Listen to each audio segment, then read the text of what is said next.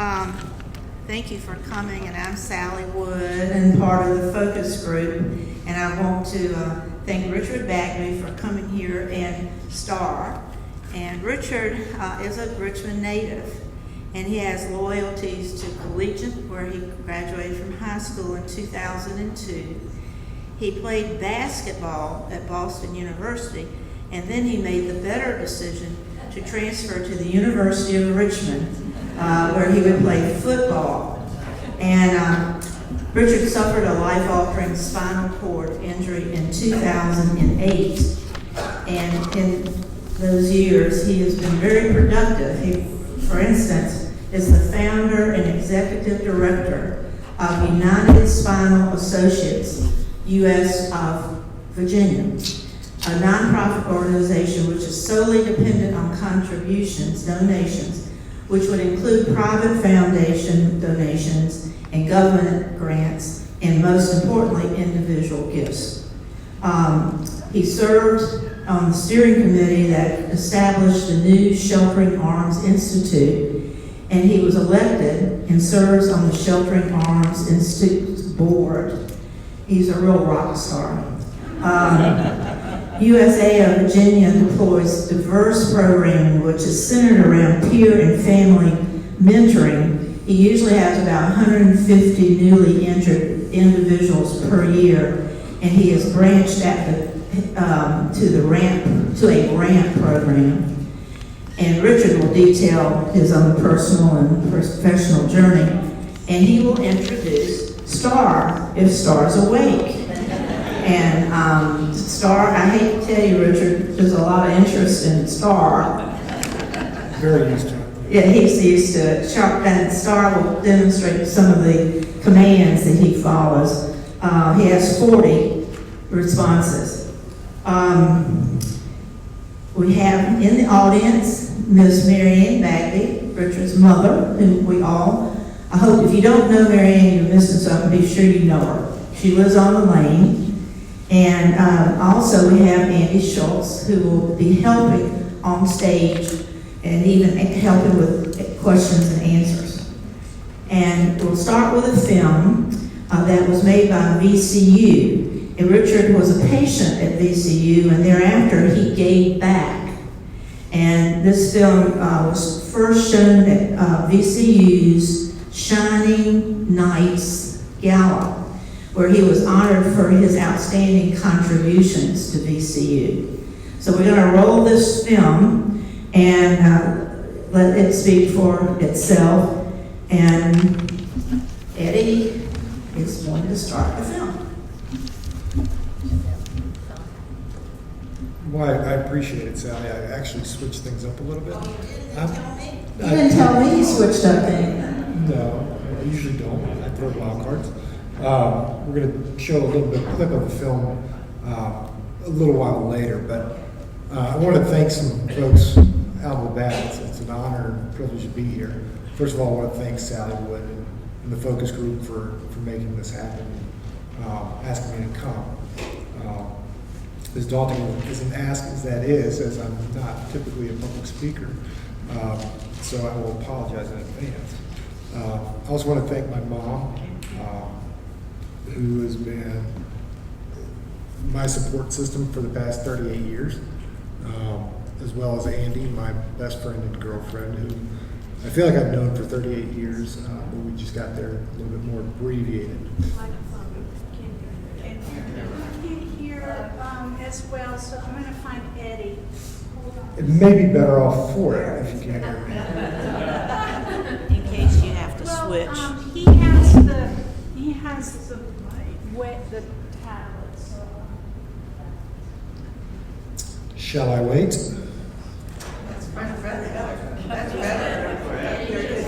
Should I just yell a little bit? Can folks hear me a little bit better now? Okay. I do tend to mumble, and I think I just mentioned that I'm not a public speaker. So that is a symptom of that. I also want to thank all of y'all for coming today. I don't really necessarily consider my story more unique than anyone else's. I think any one of y'all could be up here and be telling your story, and it'd be just as interesting, if not more. So I want to thank you all for coming. Because everybody does have a unique yet ordinary journey. Everybody's is different. And so being different, we're all kind of similar. We just have different stories.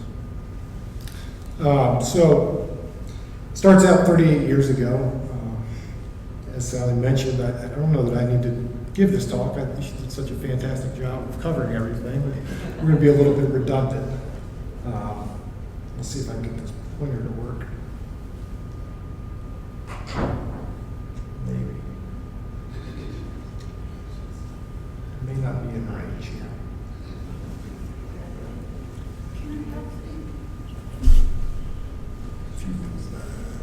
You want the, you want it to, the slide to Just go go? to the next slide. Yes, ma'am. Okay.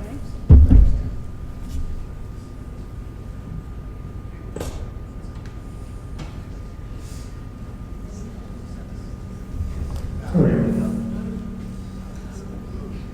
So it started out 38 years ago. I was born in Richmond, Virginia. An ordinary upbringing for a kid living in the suburbs with my two older sisters and my mom and dad. It was a wonderful childhood that I'm very appreciative of, especially now, given the direction that it gave me and what I would face later on in life.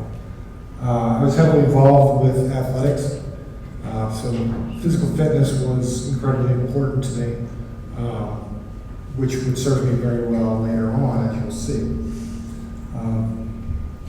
As Sally mentioned, I played basketball at Boston University before transferring to the University of Richmond to play football. After which I got a little less than focused at school and took some time off and worked a ranch in Colorado. Upon returning, I went back to school, and it was while I was there, I was hanging out with some friends in the backyard at a pool for Labor Day weekend, and we were being young men, as young men do, doing belly flops. And take the next slide out. Which is when I had my life-altering accident. We're going to play that video. If you just move the cursor at the bottom, it should.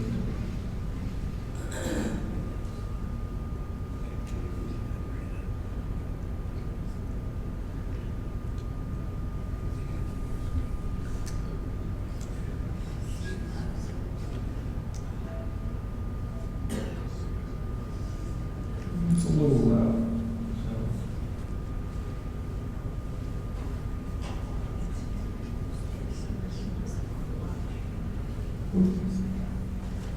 We'll go back 2 slides and I'll just narrate.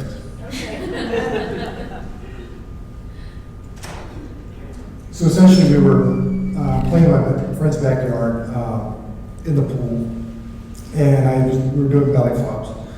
On the third one, I jumped too far and in midair felt like I was going to land on the other side of the pool, which I did not want to do, so I ducked my head, which shot me to the bottom, where I hit my head, jamming back into my neck and shoulders, and causing a burst fracture of my C5 vertebrae. We can go to the next slide. You can see on this chart, C1 is your cervical vertebrae. At the very time, I'll try not to get too messy with this, but it goes down from C1 to C8, which are your cervical vertebrae. I fractured my C5 and C6 vertebrae, but was then diagnosed as a C6, C7 quadriplegia. What that means is my functional level and sensation level stops at the C6 and C7 level. So you can, I don't know if you can read that on the side, but essentially what is those body parts on the left side are the ones that are affected at that level. So for me, being C7, I do have wrist extension, which is like this. My fingers do not move, but I can use that wrist extension to pick things up. And then everything below that level of injury does not function as it did before. I have full biceps, but limited triceps. Just to give you an idea of what functional ability I have now. So when I dove into the swimming pool on that fateful third belly flop, immediately knew that I'd broken my neck once I had hit, which was a little bit scary because I was face down in the pool and could not move anything. But it was eerily calming in that I felt like I was floating. I couldn't feel the water. But then that immediately changed from calmness to a little bit of anxiety because I couldn't turn over and I couldn't breathe. So my friends didn't know that I was injured. So I was kind of screaming at them to turn me over, but it doesn't work very well when your mouth is underwater. They eventually figured it out and rolled me over, but then thought I was joking around and put me back in, which I can't blame them because I'm a little bit of a prankster. At that point, I resigned myself to drowning. It was very peaceful. But luckily, they figured it out again and pulled me out. And I was rushed to VCU Health, otherwise known as MCV, to the trauma bay. Went through a battery of tests there. It's where mom was notified and mom and dad came in, where I made another awful joke. And the first thing I said to her was I should have gotten a motorcycle. I'm sorry, Mother. Went through the battery of tests. The injury happened at 8:30 in the evening. Was in the trauma bay until about midnight when I was taken to the neuro ICU unit. That's where things kind of hit because the surgeon that we wanted to perform the operation on my spine, and trust me, you want a good one for that. You'll wait for the good one. Couldn't get there until 9 o'clock in the morning. So I was trying to sleep, trying to move things that I knew would not move, and kind of was left to listen to the clock tick until 9 o'clock in the morning. That was the roughest part of this whole journey. And I told myself that night that if I could just get some sleep, I would wake up refreshed and get on with this new life. So luckily I made it till 9 o'clock in the morning without going insane, and got the best nap of my life for about 8 hours in surgery, and woke up with my new body and the new life that I was facing ahead. And that's where being an athlete kind of came into play. Because it allowed me to start setting goals that I could attain again. I kind of reached the pinnacle of athleticism, and goals were tougher to set and meet when you reach that apex. So I was in a weird way excited to have that challenge again. I would have rather had it a different way, but lots of times we don't get to choose. So we'll go to the next slide, please. So in rehab, after 2 weeks in the ICU post surgery, where I had to be able to sit up with assistance and be able to regulate my body temperature based on the changes that my muscles had gone through, so that my blood pressure was thrown off and I would pass out every time I'd sit up. I also had to learn essentially how to breathe again, because my diaphragm was affected. So after 2 weeks in ICU, I was transferred to the inpatient rehab program, where you get a 5-week battery of physical and occupational therapy to try to start on your path of regaining independence. And when I talk about recovery, it's not biological. I never regained any function or feeling after that initial injury. My recovery was more based on how much independence I could regain. So through 5 weeks of inpatient rehab, I started developing that knowledge and starting to build muscles that I'd never used before, because I'd used them in different ways. After which I went home, where my parents had set up a bedroom in the living room just in time for Christmas. So my room decor was a giant Christmas tree that Christmas, which I did not hate so much because I love Christmas. We stayed there for a few months, during which time I went to outpatient rehab at Sheltered Arms, which is less intensive than inpatient rehab, where I'm only doing about 3 hours a day. Once insurance ran up there, I went to the Shepherd Center in Atlanta to continue my progress, because I was continuing to meet my goals. I had discharged from inpatient rehab and a power chair because I did not have the strength, certainly not the stamina to push a manual chair. Down at Shepherd Center, I got in the manual chair for the first time and continued my recovery progress very slowly but surely. And ultimately, after a year, I was using a manual chair exclusively. So all these pictures you can see on the top of that is myself with a straw in my mouth doing an exercise to blow a tissue across a table. And that's kind of the elementary level that you come into post-injury, is being able to strengthen your lungs and diaphragm just by something as simple as blowing tissue. Next to that on the right, that's the first time I was holding a cup by myself, post-injury. At McDonald's, not the healthiest of choices when you're trying to recover from a life-altering injury. And this is my doctor, Phil McKinley, who was instrumental and has continued to be instrumental throughout my spinal cord injury journey. Also, I'm kind of blinded. The main man in Troy back here who got to visit me in rehab. It's my dog. It was amazing. Ultimately, I kind of marked my recovery, the end of my recovery phase, by completing the Monument Avenue 10K, which is represented by the picture on the left. Don't be confused, I was not pushed throughout the whole thing. I was just exhausted after it was over.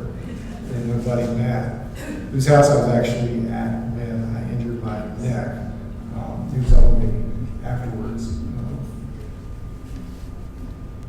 get off the racetrack so I didn't take anybody else out. We do next slide.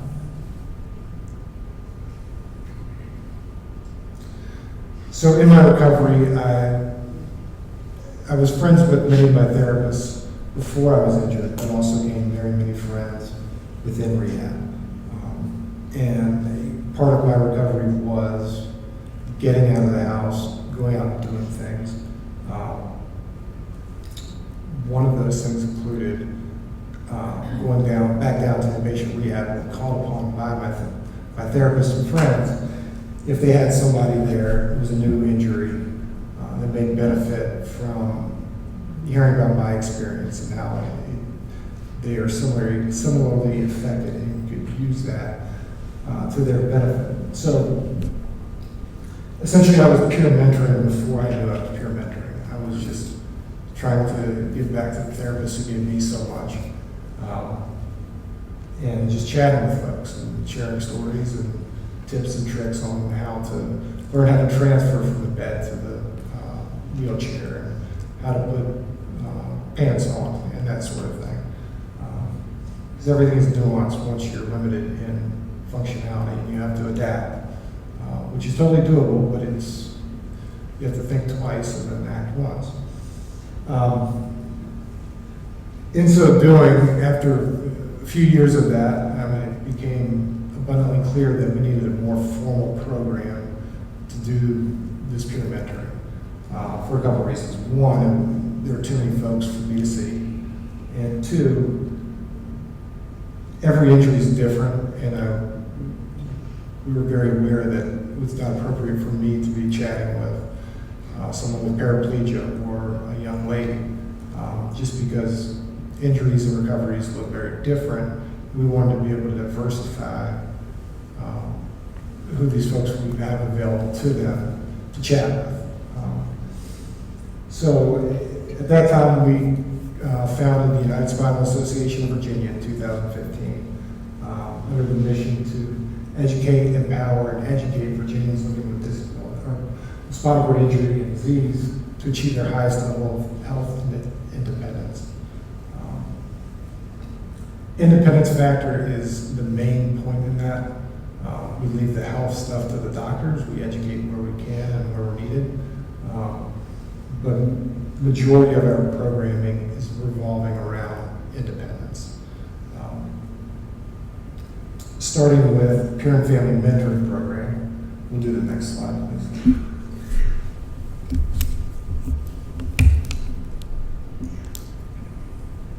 We started off with one program, and it was Peer and Family Mentoring, because we knew how important it was to educate newly injured folks and give them an outlet to talk to somebody that now looks like them. Because given the state of insurance, the average length of stay after a like injury is 3 to 6 weeks. Whereas 20 years ago, it would typically be about 3 months. So we had a short amount of time to get these folks on the right track to go home and continue their lives. So at this point, we've trained 35 certified peer mentors of all different backgrounds, injury levels, demographics, so that we can match newly injured individuals with folks who look as much like them, have as close an injury as them, to eliminate any variables that could distract them from talking about what they need to be talking about, of how do you get back to daily living and how do you find your new routine. So from peer and family mentoring, naturally we were made aware of other challenges our community faced. So we use peer and family mentoring as a jump off point to gain data and information from folks within the community to develop programming beyond that. Next slide. One of which is the RAMP project. We saw many of our new members having to discharge from the hospital into nursing facilities solely for the fact that their houses were inaccessible, and it's incredibly expensive to retrograde a home for wheelchair accessibility.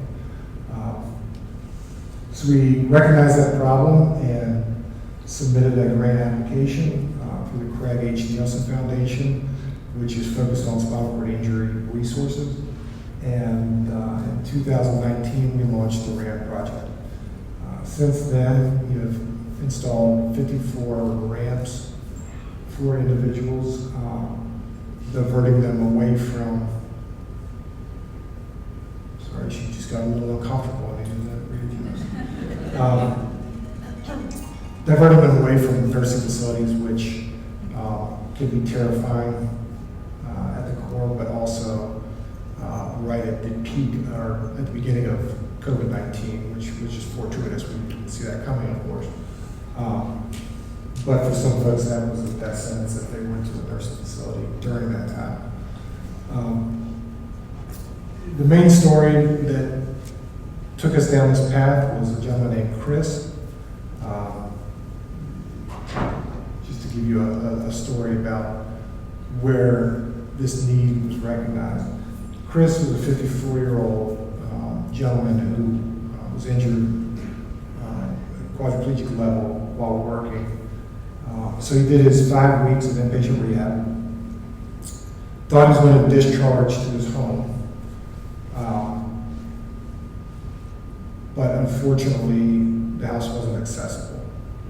And they wanted him to go to a nursing facility just for a short time while the family could get things accessible. 4 years later, he was still in a nursing facility. We'll revisit Chris's story because he was the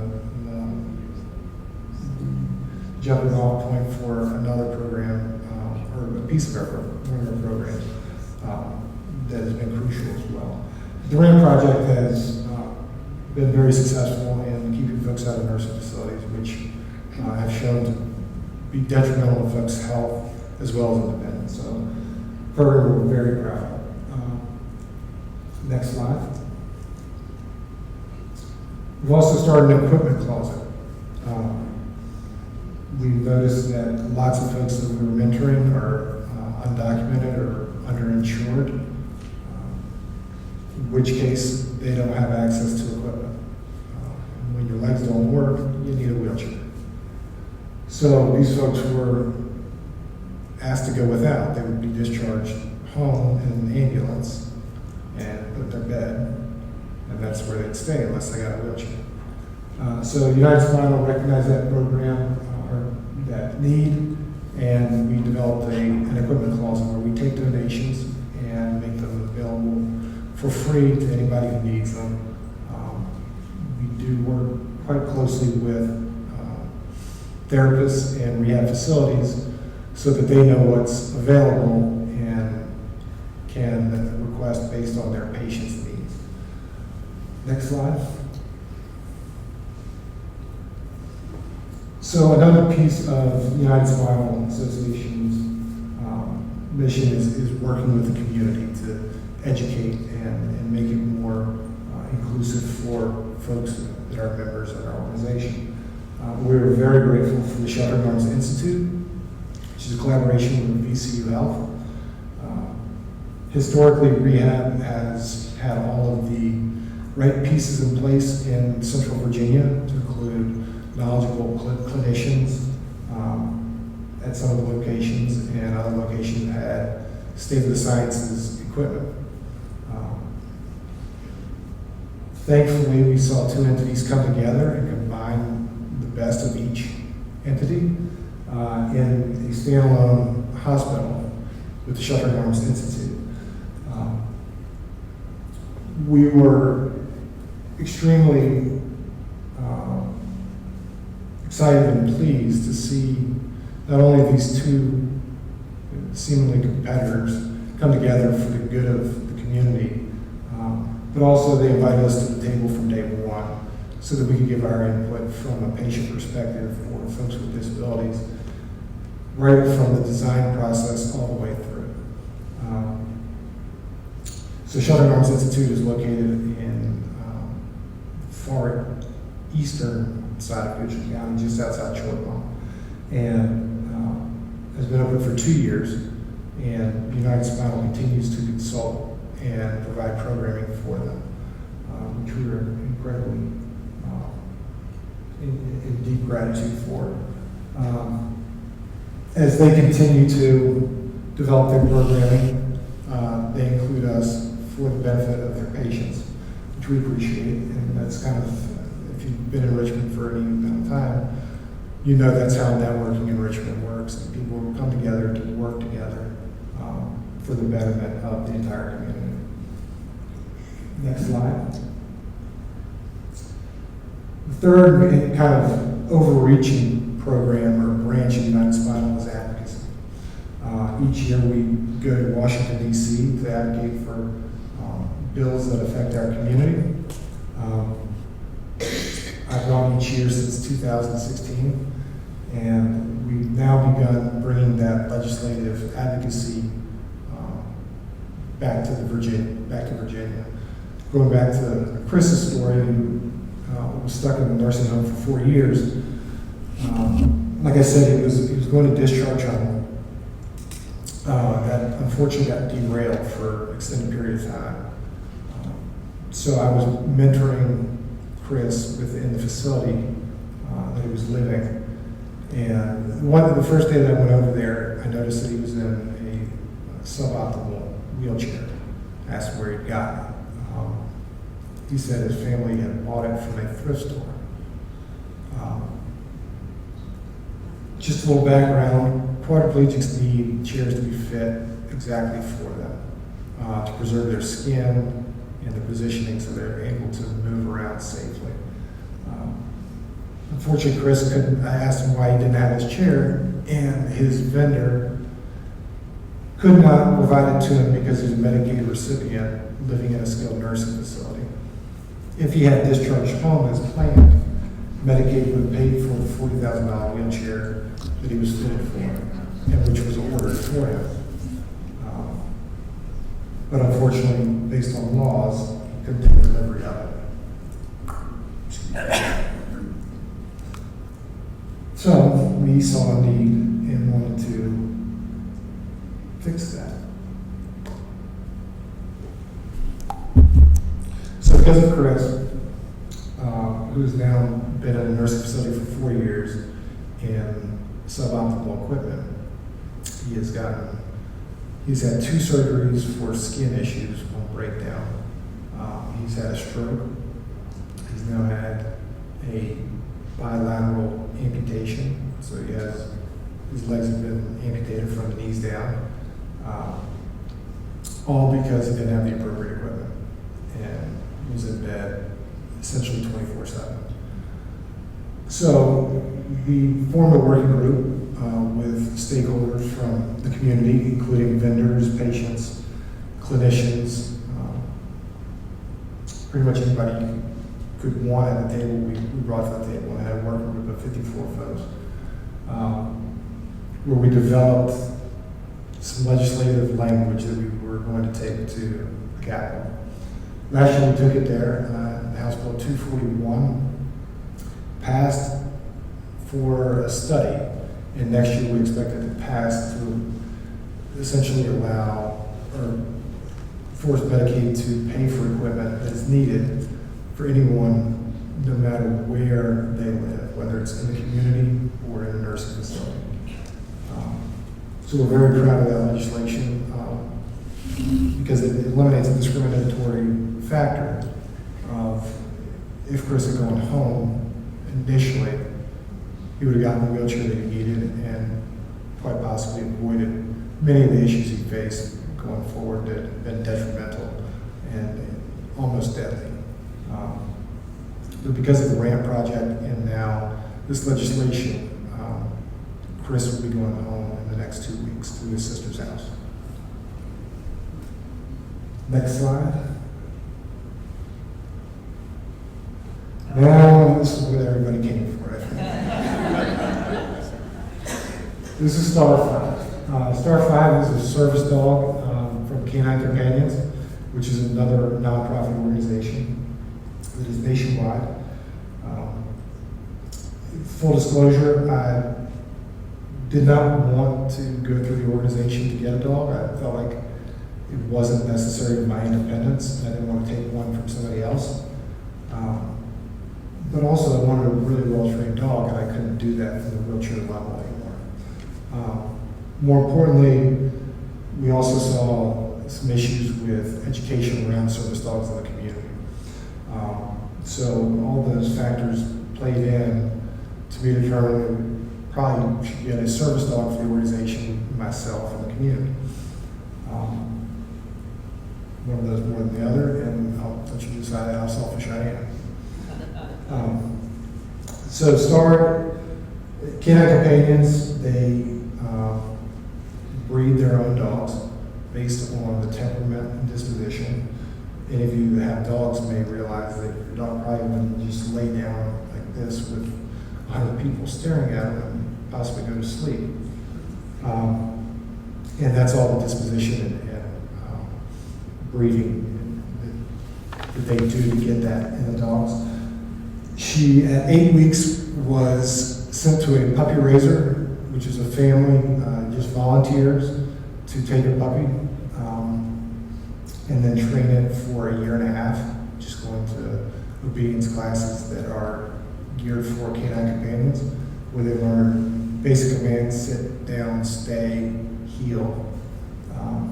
Then at a year and a half, they are then transferred back to their regional facilities where they undergo 6 to 9 months of professional training. You'll see some results of that. So she now knows 40 commands and learns. She couldn't learn one every day, essentially, if I had the time to do it. I feel like I'm underutilizing her a little bit. So this is Star, and we will get into some demonstrations. Just if you don't mind. A little bit of education on service dogs at the outset. Most of us know that if you see a dog that could be a service dog, you're probably not supposed to pet it. That's with good cause, so it doesn't distract it. Some folks may not know that it's just as distracting to stare into a dog's eyes. I know it's very tough to restrain yourself when you see a cute puppy dog. But looking into a dog's eyes can be as distracting as touching it, as well as talking to it. For Star, she's a very well-rounded service dog and an assistance dog. I sometimes let that go a little bit because I know it will not deter her from her job. But it's always good to ask the handler first whether you can talk to or pet the dog. Main reason being, service dogs come in with various jobs to include alert for diabetes, seizures, things like that, and any sort of distraction at the wrong time can be very dangerous for the owner. So let's do some things with Star. Star, are you awake? Star, leash.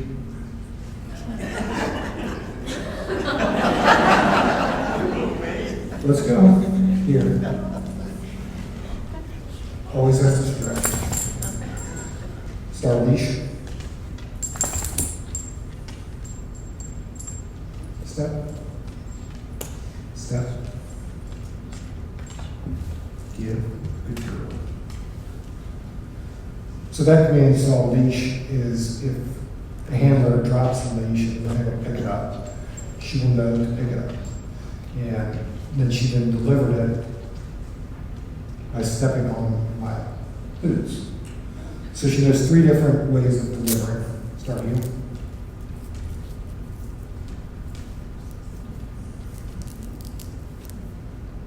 Don't heel. Sometimes it's a little lazy, doesn't finish the commands. She's supposed to sit. Let's go. The other 2 ways of delivering things, and we will. Do you want me to move the bed? Oh, okay, good. Thank you very much.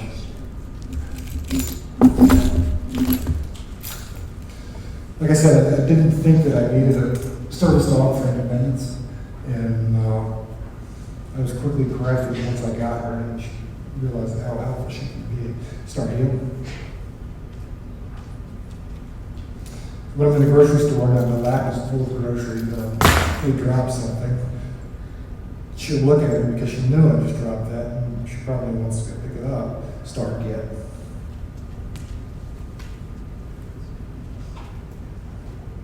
That's it.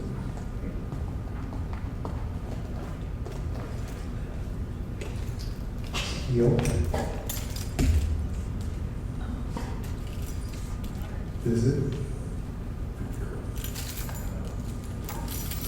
So you see, she may not do it as quickly as you might think. That is with reason. She's taught not to bite hard on things. Especially if I drop like a bag of chips or something, her teeth will not puncture the bag. This is the demonstration she dislikes the most. But she'll be fine. Start down. don't know if y'all can see, but I have a delicious English muffin.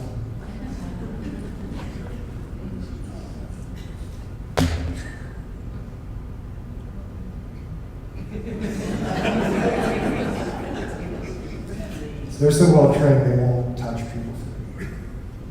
Unless I tell her she could, which my girlfriend Andy asked me to do here, and I still will not do. But she sees that and will not touch it. If I tell her, okay, and she thinks, she will know that I'm telling her it's okay, she will go straight for that English muffin and devour it. But we're under very strict rules with canine companions.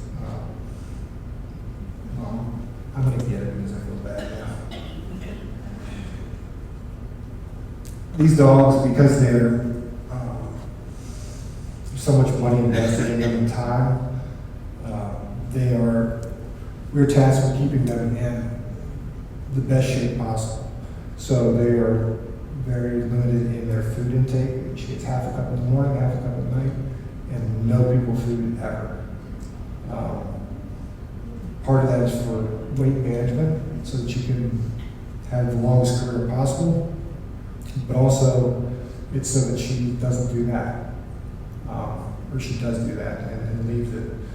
Because when you go to a restaurant and food is flying everywhere on floors, she's under the table, you would love to scarf that up. Some other commands she knows starts go. Again, coming home from the grocery store, taking stuff out to my truck. My hands are full, it's kind of tough for me to close the door behind myself. Get this. So we have these tuggies. So this attaches to the door handle. See if we can do a little demonstration. I'm not a door, but you should do it.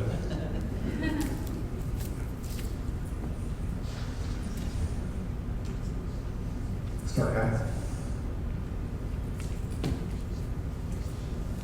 Start yet. Tug. No. Tug. Tug. So if I were a door, the door would shut. But also I don't want to go off the stage. Start yet. Yet. Don't yet. Here. Hold. Here. Lap. Don't lap. Don't lap. Don't lap. Don't lap. That's it. That's it. That's it. Yeah. Good girl. Good girl. And you won't notice I haven't given her any treats or anything. These dogs are trained after the puppy stages to be rewarded with praise. So that's as good as a treat to her. Start leash. Don't leash. She got to get her tongue. Start leash. That's it. Step. Start step. Step. Give. Good girl. Off. She smells the English muffin now. Start off. Heel. Another way she's been very helpful to me is if for some reason my aide is not at home or isn't there and I need to change my shoes or whatnot. If I drop something on the bed, Star will jump out of the bed. I can't demonstrate that here because I don't have anything to jump onto or off of. But I tell her, Star, get.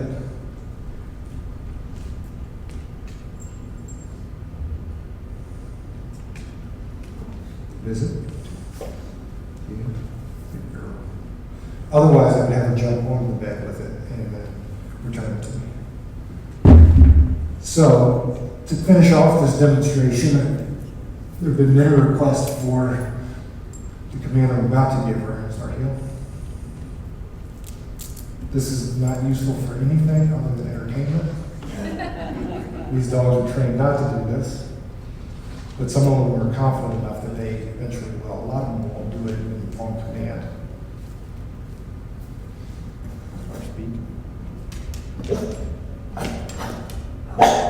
Speed back.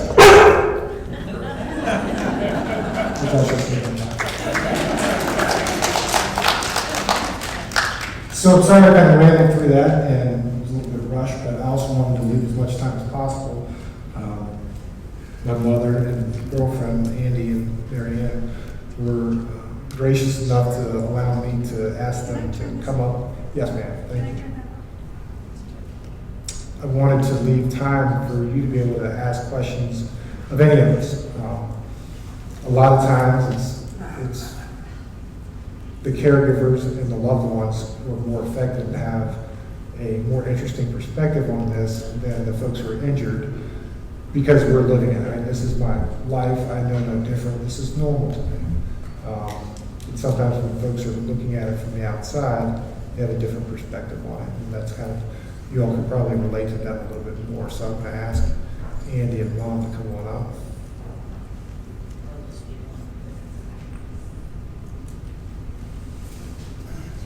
And we will open up the floor to any questions anyone may have. Please feel free to ask anything. I guarantee I've been asked it before, and we'll tell you if we don't feel comfortable answering. Richard, will you tell us a little bit about your truck? Yes, and I was going to put a slide up on that, but didn't know if we'd have time. So I mentioned I do drive. 95% of the event in my life, just a few things in the morning that I need help with. But driving is a big factor in that. And as you mentioned, I drive a pickup truck. I wasn't quite ready to drive a minivan. I don't know if I ever will be, but we'll see. My truck is equipped with a passenger seat lift that comes out and down, onto which I transfer from my wheelchair. And then in the back, it has a crane. It looks kind of like a tow truck. It will swing around. I'll put my chair onto it, pick it up, put it in. I then ride the chair up, transfer across the bench seat, and then drive with what are called hand controls. So, because my legs don't work, I can't use the pedals like most folks do. So it's a lever on the left side of the steering wheel that I can rock down for gas or push for brake. So it's a pretty neat thing. It's going to be a little less neat when I need to replace it, which is coming out. But I'm very fortunate to have been injured at a time that I was, where technology had kind of come around to make it possible for me to be independent, which was not the case not too long ago. And Mary Ann, you want to brag about your son? This summer, y'all went to DC and he got a major award. Start that. I am very proud of Richard. He taught my husband and myself quite a bit in terms of,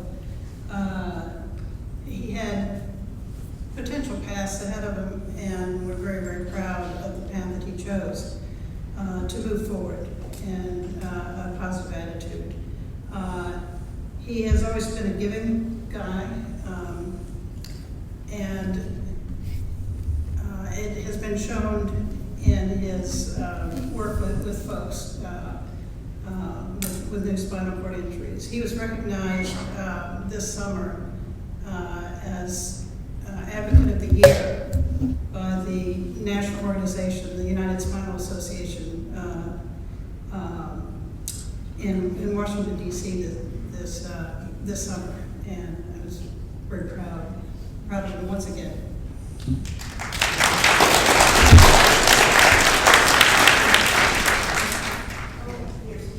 Grain of salt, she is my mother. I will say though also, one thing that he taught us early on was for us to wait for him to ask for help. which gave us an indication that he was going to be working to become as independent as possible. So as hard as it is as a parent, and early on, what he was able to do was so limited. To sit back and watch him struggle to do the simplest task was so difficult.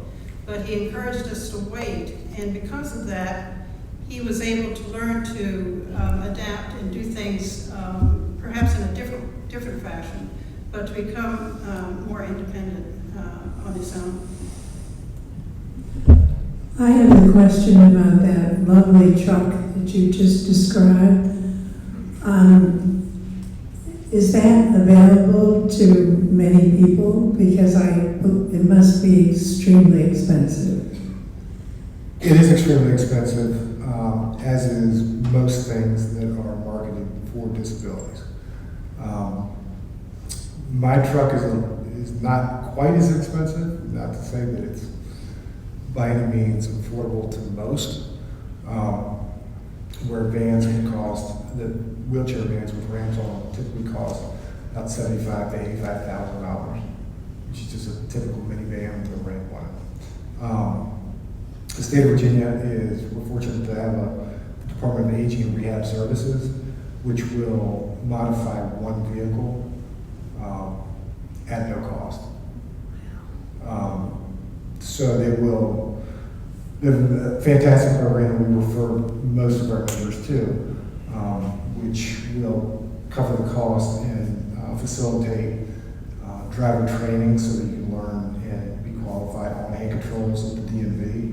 And then they will modify one vehicle, which we're very appreciative of, but it makes it sting a little bit once you need a second vehicle.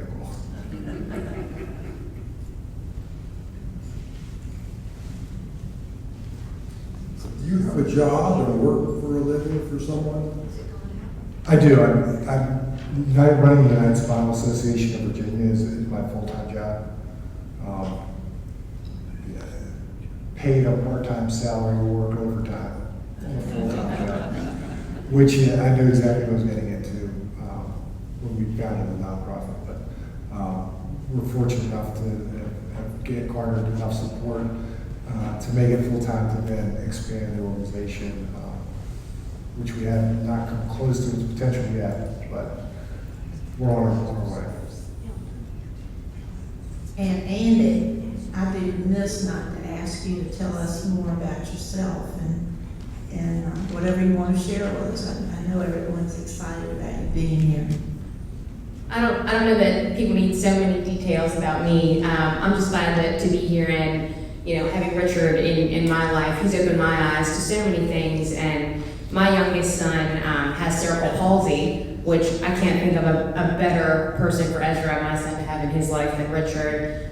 Every day, just learning to adapt and overcome, and I'm continually amazed by the great things that he does. Thank you.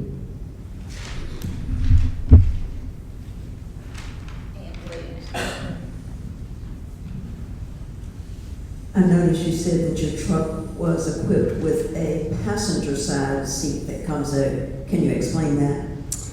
Yes, probably should have explained it. Main reason it's on the passenger side is because I'm 6'7", and I wasn't quite sure my knees would get past the steering column on the driver's side.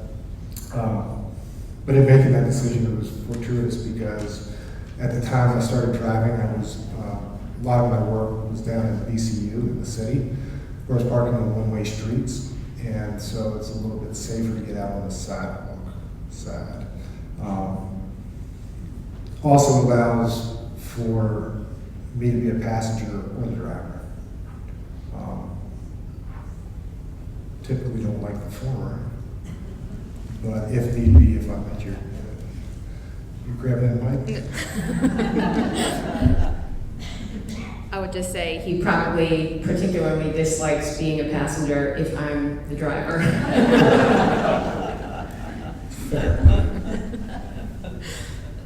How about Star when she's off duty and her relationship with your mother's dog, Cody? Star and Cody, they have a love-hate relationship. They love to see each other. until they're done with each other. Cody's a little bit younger and has a little bit more energy. So as you can see, Star likes to sleep when she's not asked to do anything, and I'm sorry she's giving you that hint. But take it as a compliment because she backs on all the people she likes because she likes the scratches back there. No, when she's off duty, she's a puppy. I won't do it here, but I can release her, and she would jump off the stage and come sniff every one of you and want to be pet. We won't do that for a lot of reasons, but it's also interesting when we're at home, she's released, she's not a service dog, and will interact with me to play, but is not the cuddly pet that you'd think any dog would be. We figured that that's mainly because I'm her handler, and I give her lots of commands. But when it comes to Mom or Andy, she will snuggle up like faces, lay on all the way. So I was very relieved to finally see her be a puppy once she got home. We could maybe release her to Andy. She just get up there. Yeah. Good brother. I don't down. Back up. Back up. Star. Release. Go see Andy. Go see Andy.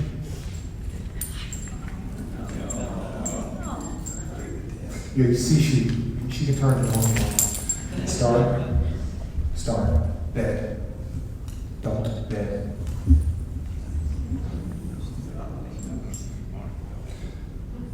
Don't bed. It's the same bed you're laying on. Andy was so close and now she's so far away. So you can see that when she's released, she can do whatever she wants to. And then once I give her another command, then she's back off being released until she's released again. And what's remarkable is I can say release 1,000 times and she knows that I'm not releasing her. One more question about your truck.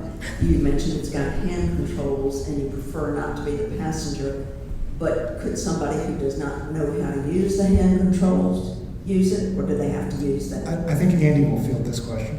Yes, and I just drove it recently because I hit a deer with my car.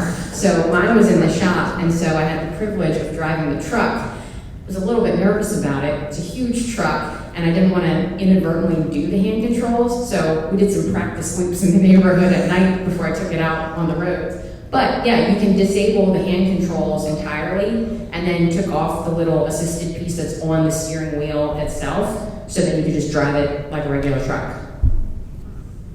Mom has many miles on it. Down at the beach. I have been brought into thinking about something. I've never been so fortunate in my life when I realized what you deal with. But maybe 20 years ago or so, I broke my right leg and ankle, and I was on one foot for more than 5 months. Fortunately, they were able to screw me back together. I had my leg full of screws, but it worked. And how fortunate I am compared to what you've had to deal with.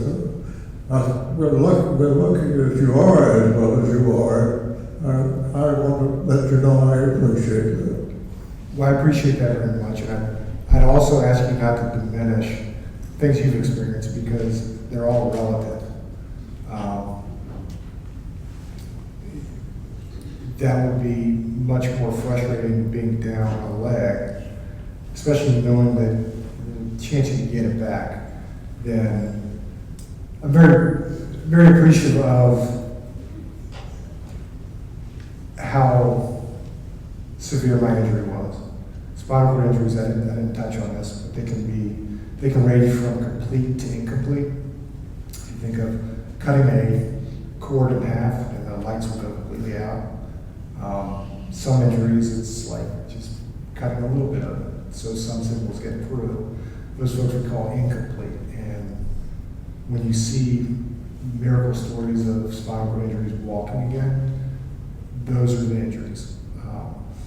Unfortunately, what I've seen in peer mentoring and interacting with the community quite a bit are folks who are quote unquote not as bad off as I am, having a harder time dealing with it because they're sitting back waiting for recovery when it may not come. I was very thankful that I was a complete injury. One, I didn't have the pain that some folks have below their level of injury where they can't move. I also had the relativity of knowing that there was no sense of waiting to try to see what comes back. I just needed to get on with figuring out how to use what I had and kind of go from there. And it's not just with disability. Everybody's dealing with something at some point. And it doesn't mean that somebody's ailments or issues are worse than somebody else's. It's, all that matters is what it means to them on that day. Somebody could have a hangnail and it just nags them to death all day long. Which is not to say they can't complain about it to me when I may have an accident and need to change my clothes. I mean, it's all relative. It still ruins our days, but it's no sense in comparing them to. Just one question about Star. If you're totally alone and maybe you pass out or you're incapacitated, how does she let somebody else know that you're incapacitated? Because you can't give her a command. Correct. One, I don't have a higher likelihood of being incapacitated than anyone else. I've flipped my chair quite a bit. I guess I could get knocked out. Just like anybody could fall and hit their head. But when I do flip my chair, she could go, I could train her to go get a phone for me if I couldn't get back to my chair or I couldn't get to a phone. Otherwise, an important rule about a service dog is if you see a service dog without its handler, go to it and call the number on its collar, because if they're not with their handler and they're dressed for service, then something's wrong. We'll let this be the last question. I've been lucky to be involved with retriever field trial competition for a number of years and know some people who are puppy raisers. I think the audience might like to know the process once it goes from the puppy raiser back to the group. All of them are not accepted. Correct. And I just wondered if you could briefly talk about the tests, what they look for. Yeah. We could certainly do a whole hour on just service dogs, and I unfortunately had to skip over quite a bit.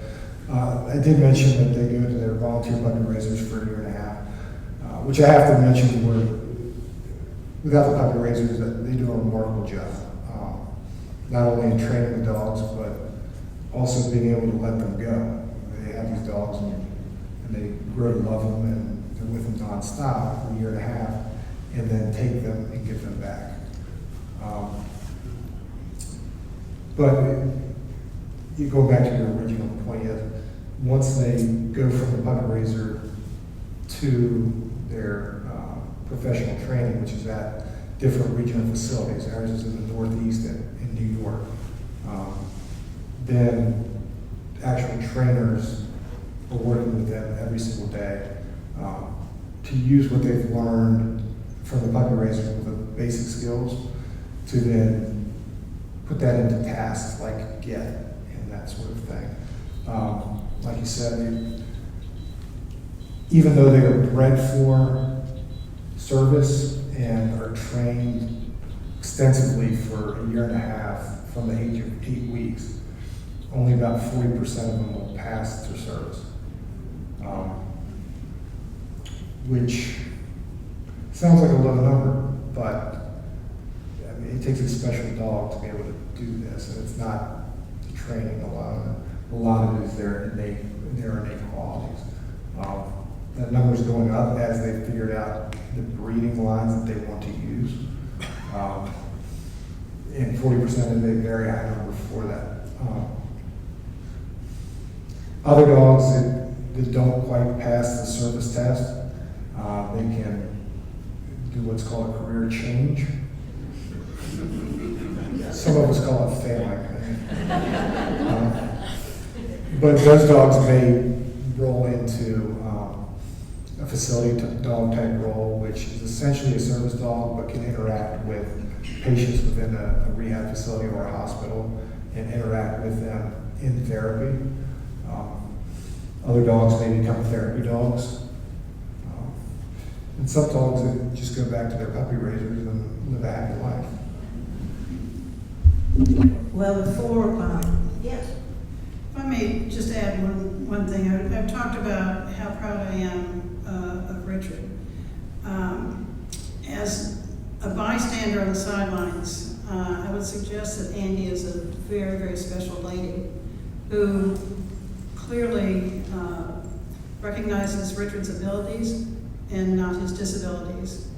And every parent wants their child, a 38-year-old, 5'7", 6'7" child, to be happy and to have seen Richard over this time with Andy and her children, and as free she's been with her children with Richard is very special. And before we say goodbye with them, we're going to go upstairs and have lunch. But I do want to talk about the focus group. We will not meet in December, but we will meet again in January. And Warren Kuntz will introduce Jerome Legends, who is an advocate for the Carver Magnet School in Richmond. And I know we all send our love and prayers to Cammie Bryant and her husband, Charlie. Cammie has been the chair of the Focus Committee, and we thank Barbara Fiske for jumping in and helping keeping us organized. And with that, we have a panel of 4 we want to thank with a good old Cedarville thank you. And of course, that's Richard and Andy and Marianne and Star. Get ready, because she's a star.